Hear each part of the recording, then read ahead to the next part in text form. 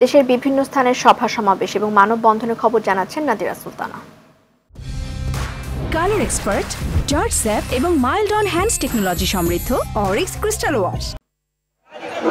নওগাঁর পত্নীতলায় এসএসসি পরীক্ষার্থী মোস্তাফিজুর হত্যাকারীদের গ্রেফতার ও বিচারের দাবিতে আন্দোলনে নেমেছেন স্থানীয় ছাত্র জনতা। উপজেলার মধইল বাজারে সড়ক অবরোধ করে বিক্ষোভ মিছিল করেন তারা।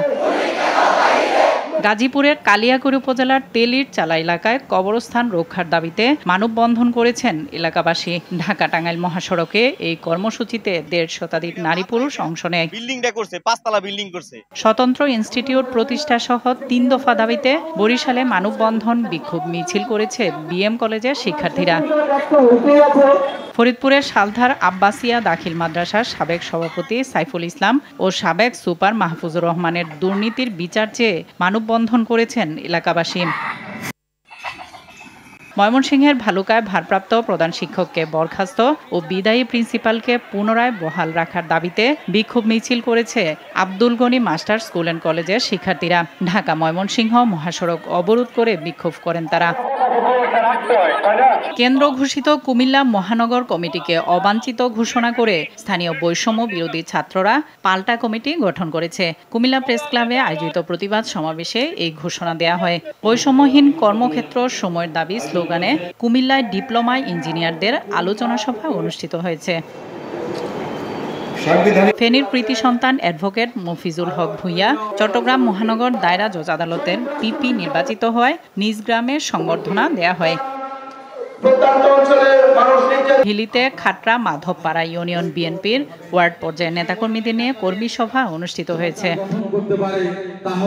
দুর্নীতি চাঁদাবাজদের পরিহার করার আহ্বান জানিয়েছেন বিএনপির চেয়ারপারসনের উপদেষ্টা আমিনুল হক। শেরপুরের শ্রীবর্দীতে মতবিনিময় সভায় তিনি আহ্বান জানান।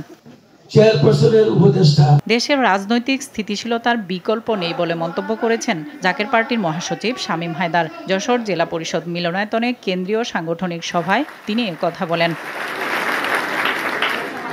অনতিবিলম্বে নির্বাচন দিয়ে জনগণের প্রতিনিধিদের কাছে ক্ষমতা দেওয়ার দাবিতে মেহেরপুরে জনসভা করেছে জেলা বিএনপি।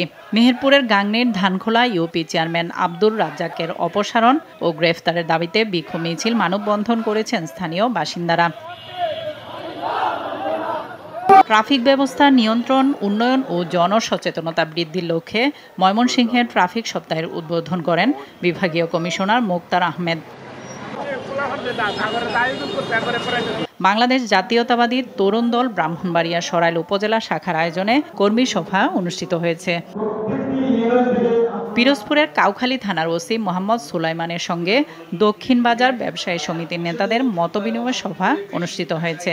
বিদ্যালয়ের সামনে অবৈধভাবে গাড়ি পার্কিং করার প্রতিবাদে পিরোজপুরের মণ্ডলপাড়ার সরকারি প্রাথমিক বিদ্যালয়ের শিক্ষার্থী ও অভিভাবকরা মানববন্ধন করেছেন। একই জেলায় বিশিষ্ট সাংবাদিক মরহুম আলতাফ হোসেনের রুহের মাগফিরাত কামনায় দোয়া ও স্মরণসভা অনুষ্ঠিত হয়েছে। সিলেট কৃষি বিশ্ববিদ্যালয়ে গবেষণা সমাপনী কর্মশালা অনুষ্ঠিত হয়েছে।